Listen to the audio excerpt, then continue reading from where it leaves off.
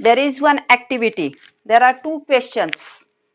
In these questions, the first question is, write the molecular formula of oxides of the following elements by referring to the Mendeleev's periodic table. We have studied already now a Mendeleev's periodic table. We know about some elements and their classification done by Mendeleev, merits and demerits of Mendeleev's periodic table also. Now there is one activity. ह्या ऍक्टिव्हिटीत काय सांगितलंय तर खाली काही मूलद्रव्य दिलेत आणि त्यांच्या ऑक्साईडचे फॉर्म्युले लिहा म्हणून सांगितले. मोलिक्युलर फॉर्म्युले आपल्याला लिहायचे. The first is Na, sodium element and its oxides. The first question, question number 1. Na, element given Na, its oxide is Na2O, sodium oxide. Sodium oxide. Then silicon, Si, silicon, Si, its oxide, SiO2, silicon oxide. Next, Ca, calcium, its oxide CaO, calcium oxide. Next, carbon, we know the element carbon and its oxide, that is a compound formed with oxygen, that is CO2, carbon dioxide.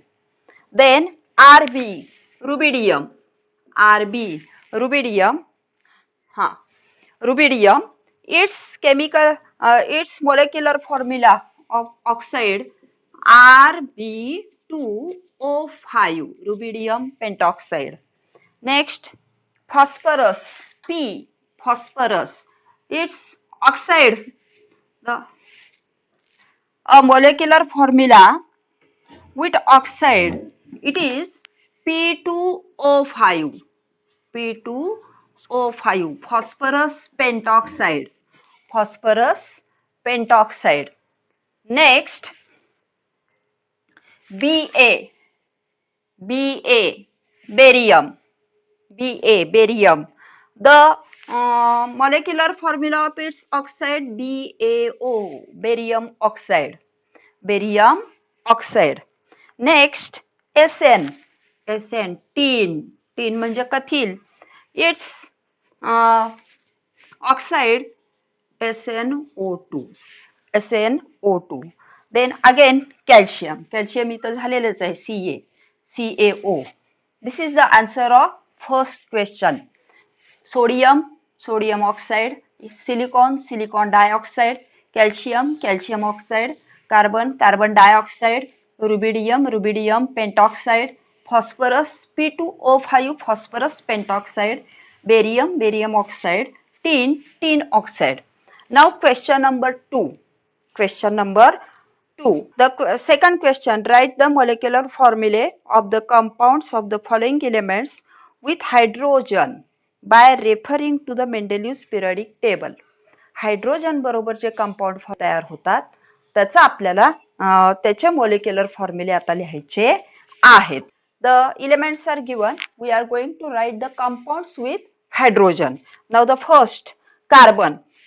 The element carbon, its compound with hydrogen CH4, methane, CH4, methane.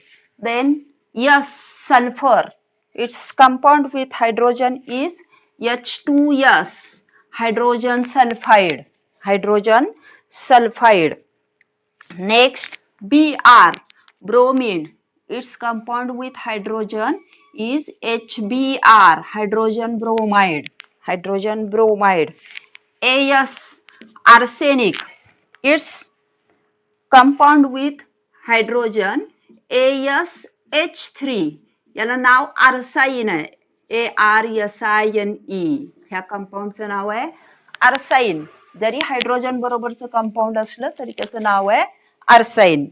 Next, F, fluorine, it's compound with hydrogen HF, hydrogen fluoride. Then oxygen, ऑक्सिजनचं hydrogen बरोबरचं compound H2O, आपण water पाणी म्हणतो याला H2O. Then nitrogen, नायट्रोजनचं hydrogen बरोबरचं compound NH3 ammonia, then chlorine Cl, याचं HCl, याला हायड्रोजन क्लोराईड असं पण म्हणतात. आणि लिक्विड फॉर्म मध्ये असेल तर आपण त्याला हायड्रोक्लोरिक ऍसिड असं म्हणतो. आणि गॅसियस स्टेट मध्ये असेल तर त्याला आपण हायड्रोजन क्लोराईड असं सुद्धा म्हटलं जातं. हे या ऍक्टिव्हिटीतले 2 प्रश्न झाले. The next point, modern periodic table. We have studied the Mendeleev's periodic table, but there are some demerits, there are some bad points, and these are revised by the scientist Moseley, and he called the periodic table, the revised periodic table, it is a modern periodic table.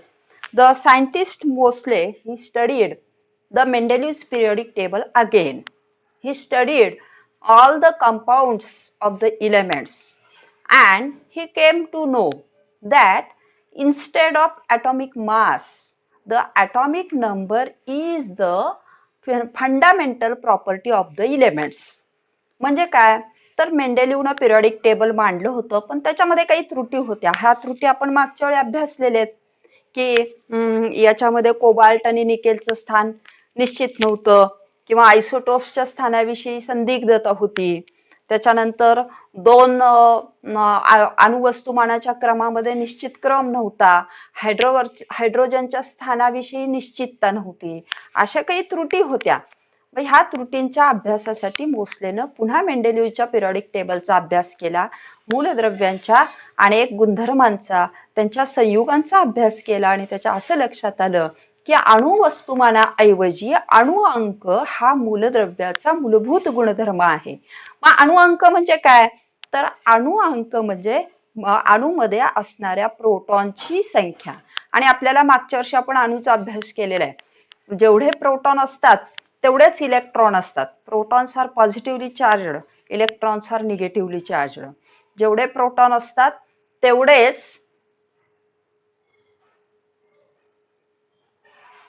Demerits merits हे board प्रश्नपत्रिकेत विचारले जातात 3-3 मार्कासाठी. आणि ह्याच्यावरचा जो प्रश्न आहे तो nature of modern periodic table exercise मध्ये शॉर्ट नोट साठी प्रश्न आहेच, आणि तुमच्या वहीमध्ये पण तो नोट्स मध्ये व्यवस्थित लिहून दिलेला आहे. मॉडर्न पिरियडिक टेबल याच्यामध्ये मोसलेनं अणुअंक हा मूलभूत गुणधर्म आहे असं सांगितलं. आणि त्या काळी माहित असलेले मूलद्रव्य अणुअंकाच्या चढत्या क्रमानं मांडले. अणुअंकाच्या चढत्या क्रमानं मांडले याचं कारण अणुअंक हा मूलद्रव्याचा मूलभूत गुणधर्म आहे. याचं कारण काय, तर अणुअंक म्हणजे प्रोटॉनची संख्या. जेवढे प्रोटॉन असतात तेवढेच इलेक्ट्रॉन असतात. इलेक्ट्रॉनच्या संख्येवरून इलेक्ट्रॉन स्वरूपण ठरतं, इलेक्ट्रॉनिक कॉन्फिगरेशन ठरतं. इलेक्ट्रॉनिक कॉन्फिगरेशन मधूनच बाह्यतम कक्षेतले इलेक्ट्रॉन ठरतात आणि त्याच्यावरून व्हॅलेन्सी ठरते, त्याच्यावरून कंपाऊंड फॉर्मेशन ठरतं. आणि म्हणून अणुअंक हा मूलद्रव्याचा मूलभूत गुणधर्म आहे. atomic number is the fundamental property of the element because atomic number is the number of protons and it is related with the number of electrons because number of electrons and protons are always same, and then there is a electronic configuration and it determines the valency. आता मोसले ह्या शास्त्रज्ञानं अणुअंकाच्या चढत्या क्रमानं मूलद्रव्य मांडली, तर त्याच्या लक्षात असं आलं की तयार झालेली मांडणी ही मेंडेलिव्हच्या मांडणीसारखीच आहे. तसंच क्लासिफिकेशन तयार झालं, पण त्यातल्या डिमेरिट्स जे आहेत ते निघून गेले, त्रुटी कमी झाल्या, त्रुटी दूर झाल्या. आणि नंतर जेवढे नवीन मूलद्रव्य शोधले होते ते सुद्धा मांडता आले. आणि त्यामुळं नंतर जे तयार झालेलं पिरियडिक टेबल आहे त्याला आधुनिक आवर्त सारणी किंवा आधुनिक आवर्त सारणीचे दीर्घ स्वरूप असं म्हणतात, modern periodic table, or it is also called long form of periodic table. Long form of periodic table, the classification of elements resulting from an arrangement of elements in an increasing order of their atomic numbers, it is the modern periodic table. And from this arrangement there is a law It is known as a modern periodic law. This law states that आता ह्या सगळ्या मांडणीनंतर पुन्हा तिथं गुणधर्मांची पुनरावृत्ती दिसून आली. जसं मेंडेलीच्या कालावधीनंतर त्याच गुणधर्माचा पण नवीन मूलद्रव्य मिळालं तसंच इथं सुद्धा घडून आलं. म्हणजे गुणधर्मांची आवर्तता झाली, पिरियॉडिसिटी झाली. There is a periodicity of the properties of the elements and therefore this is also periodic table, but it is due to the atomic numbers and therefore the scientist Moseley has given a modern periodic law. आता हा law कसा आहे? The properties of elements are periodic functions of their atomic numbers. Properties of elements are periodic functions of their atomic numbers. मूलद्रव्याचे गुणधर्म हे त्याच्या अणुअंकाचे आवर्ती फल आहेत. The structure of modern periodic table. In this table, the modern periodic table contains 7 horizontal rows called the periods. These are 1 to 7. He row आडव्या ज्या ओळी आहेत त्यांना पिरियड्स असं म्हणतात. ही पहिली ओळ आहे. आडवी जी ओळ आहे ही पहिली ओळ आहे. This is first row, horizontal row. It is known as period. It is a shortest period. It contains only 2 elements, hydrogen, helium. Hydrogen, helium. कोपऱ्यात जे लिहिलेले आहेत तुमच्या पुस्तकात तुम्हाला लक्षात येईल त्याचे अणुअंक लिहिलेले आहेत. हायड्रोजनचा अणुअंक 1 आहे, हेलियमचा 2 आहे. Then next, second period, lithium, beryllium, boron, carbon, nitrogen, oxygen, fluorine, neon. Lithium, beryllium, boron, carbon, nitrogen, oxygen, fluorine, neon. It contains 8 elements. Third period, sodium, magnesium, aluminum, silicon, phosphorus, sulfur, chlorine, argon. Second and third period, these both periods contain 8 elements each, and these are called as short periods. These are called as short periods. And second, third, fourth period, it starts with K potassium. आता इथं लिथियमचा atomic number 3 आहे, बेरिलियमचा 4 आहे, बोरॉनचा 5 आहे, कार्बनचा 4 आहे, कार्बनचा 6 आहे, नायट्रोजनचा 7 आहे, ऑक्सिजनचा 8 atomic number आहे, फ्लोरीनचा 9 आहे, निऑनचा 10 आहे. सोडियमचा atomic number 11, मॅग्नेशियमचा 12, ॲल्युमिनियमचा 13, सिलिकॉनचा 14, फॉस्फरसचा 15, सल्फरचा 16, क्लोरीनचा 17, आर्गॉनचा 18. त्याच्यानंतर fourth period, K potassium, Ca calcium, Sc scandium, Ti titanium, V vanadium, Cr chromium, Mn manganese, Fe ferrous, Co cobalt, Ni nickel, Cu copper, Zn zinc, Co cobalt, Ni nickel, Cu copper, Zn zinc, Ga gallium, Ge germanium, As arsenic, Se selenium, Br bromine, Kr krypton. तुम्हाला हे 20 atomic number आहे. इथपर्यंत मूलद्रव्यांची नावं आणि त्यांचे atomic number पाठ पाहिजेत. एवढं तुम्ही पाठ करून ठेवलं तरी पुरेसं आहे. बऱ्याचदा तुम्हाला 1 मार्कासाठी त्याचं तुम्हाला इलेमेंट दिलेलं असतं आणि त्याचं इलेक्ट्रॉनिक कॉन्फिगरेशन सांगायचं असतं आणि इलेक्ट्रॉनिक कॉन्फिगरेशन मांडण्यासाठी तुम्हाला atomic number पाठ पाहिजे. This is about the fourth period. This fourth period contains 18 elements. Therefore, it is also known as long period. The fifth period, rubidium, strontium. The fifth period, it also contains 18 elements. This is also called long period. Now, sixth period, it starts with cesium, beryllium. Then it contains 32 elements.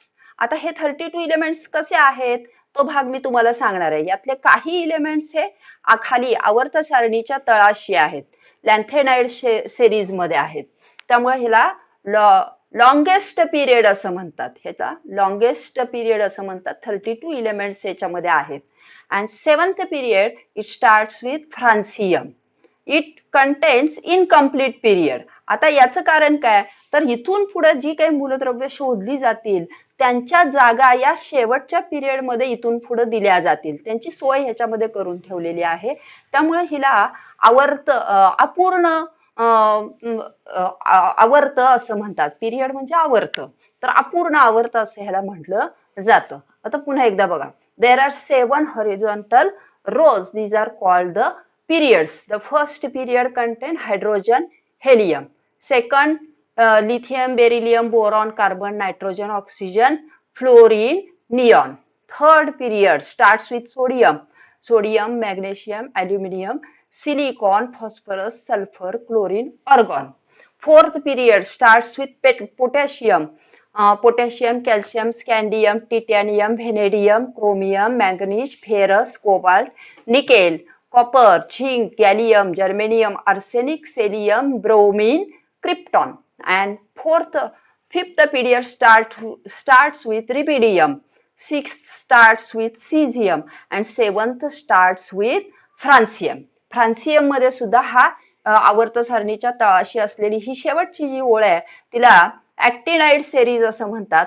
तिचं स्थान ह्या 7व्या period मध्ये आहे. कसा आहे हा भाग मी शेवटी तुम्हाला सांगणारच आहे.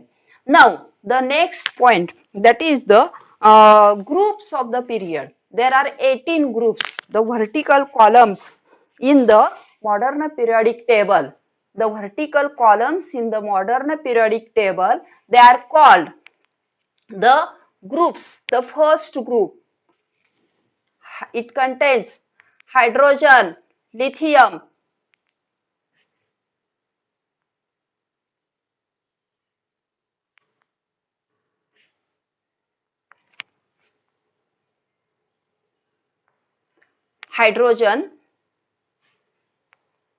first group contain hydrogen, lithium, sodium, potassium, rubidium, cesium, francium. These are called alkali metals. यांना अल्क धातू असं म्हणतात. पहिल्या ग्रुपमध्ये जे इलेमेंट्स आहेत त्यांना अल्कली धातू असं म्हणतात. आता हे यातले प्रामुख्याने 4 ग्रुप्स तुम्हाला पाठ पाहिजेत. फर्स्ट, सेकंड, 17 आणि 18. तर the first group hydrogen, lithium, sodium, potassium, rubidium, cesium, francium. This contains alkali metals. The second group, it contains beryllium, magnesium, calcium, strontium, barium, radium. These are called alkaline earth metals. Alkali मृदा धातू असं म्हणतात. हे सगळे जे धातू आहेत हे जमिनीत सापडतात, मातीत सापडतात, म्हणून ह्याला अल्कलाइन अर्थ मेटल्स असं म्हणतात. आणि हे अल्कली मेटल्स असं म्हणतात because their oxides are alkaline in nature. त्याच्या ऑक्साइडचं नेचर हे अल्कलाइन असतं, म्हणून ह्याला अल्कली अल्क असतं, मग अल्कली मेटल्स असं म्हणतात. आणि दुसऱ्या ग्रुप मधले मूलद्रव्य हे अल्कलाइन अर्थ मेटल्स असं म्हणतात. The 17 group, it is known as halogen family. ह्यातले जे मूलद्रव्य आहेत त्यांना एकत्रितपणे सगळ्यांना हॅलोजन असं म्हणलं जातात. हॅलोजन म्हणजे काय, हॅलस या शब्दापासून तयार झालेला शब्द हॅलोजन आहे.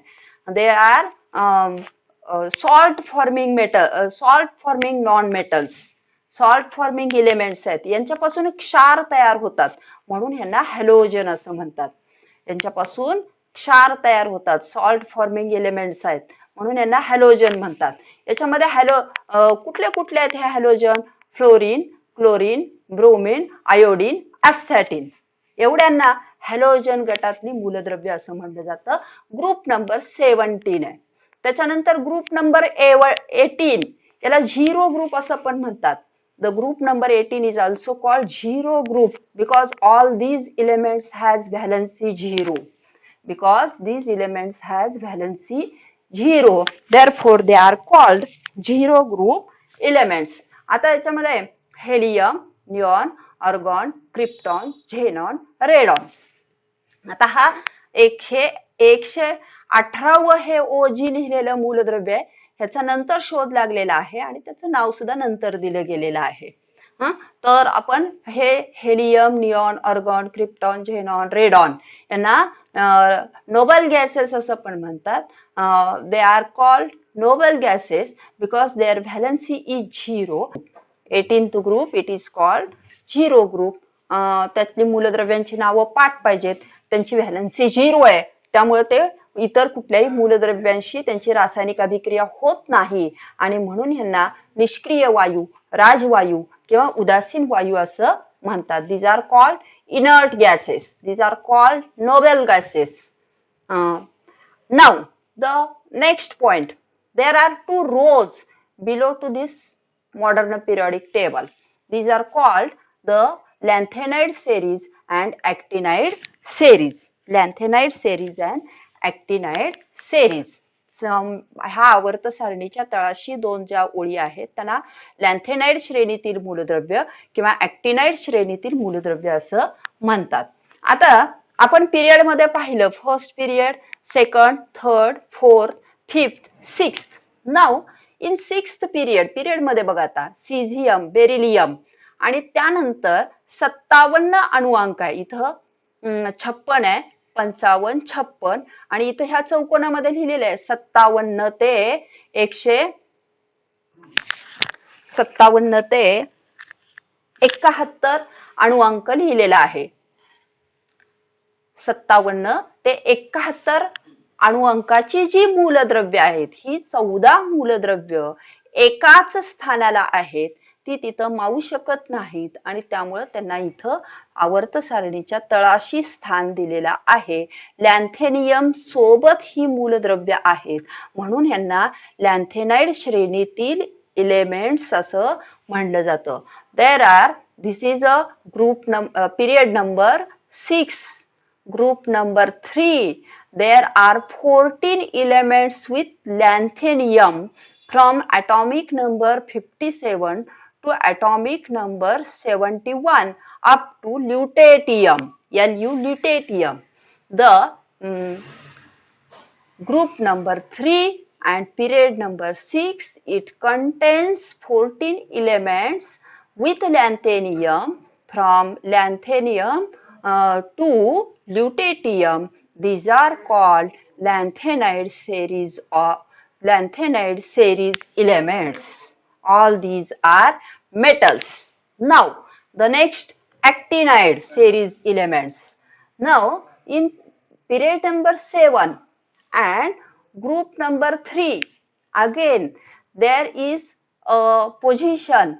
There is a position of the actinium having the atomic number 89 and there are 14 elements with this actinium because all these elements has the properties similar to that of actinium. ह्या 14 मूलद्रव्यांच्या गुणधर्माचं ह्या ऍक्टिनियमच्या गुणधर्माशी साधर्म्य आहे, साम्य आहे आणि म्हणून ह्या सगळ्या 14 मूलद्रव्यांचं स्थान ऍक्टिनियम सोबत पिरियड नंबर 7 आणि ग्रुप नंबर 3 मध्ये आहे आणि म्हणून ह्या ऍक्टिनियम सोबत ऍक्टिनियम ते LR लॉरेन्सियम म्हणले.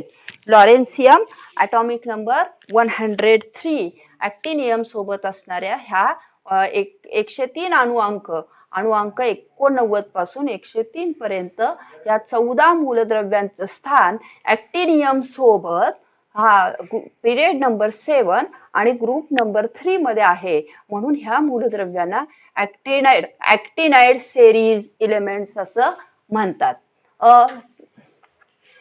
Period number 7 and group number 3, there are 14 elements with actinium having the started from atomic number 89 to 103. These are called actinide series elements. Actinide series elements. This is about the actinide series elements. Now the next point, there is one zigzag line in this modern periodic table. This zigzag line separates the metals and non-metals. पूर्वीचं जे मूलद्रव्याचं classification होतं ते कसं होतं, metal, non metal आणि metalloid. तर ते classification सुद्धा ह्या मेंडेलिव्हच्या मॉडर्न पिरियडिक टेबल मध्ये आपल्याला दिसतं. इथे ही नागमोडी रेषा आहे. ह्या नागमोडी रेषेच्या उजव्या बाजूचे सगळे नॉन मेटल्स आहेत आणि डाव्या बाजूचे सगळे मेटल्स आहेत आणि ह्या नागमोडी रेषेवरती जे आहेत ते सगळे मेटेलॉइड्स आहेत. मेटेलॉइड्स कुठले कुठले आहेत? बोरॉन, सिलिकॉन, आर्सेनिक, टेल्युरियम, त्याच्यानंतर पोलोनियम. टेल्युरियम आणि पोलोनियम हे मेटेलॉइड्स आहेत. बोरॉन, सिलिकॉन, आर्सेनिक, टेल्युरियम आणि पोलोनियम हे मेटेलॉइड्स आहेत. तर ह्या क्लासिफिकेशन मध्ये आपल्याला पूर्वीचं क्लासिफिकेशन पण दिसतं. मेटल, नॉन मेटल आणि मेटेलॉइड पाहण्याची सुद्धा सोय याच्यामध्ये आहे. This is about the nature of this modern periodic table. Now to study this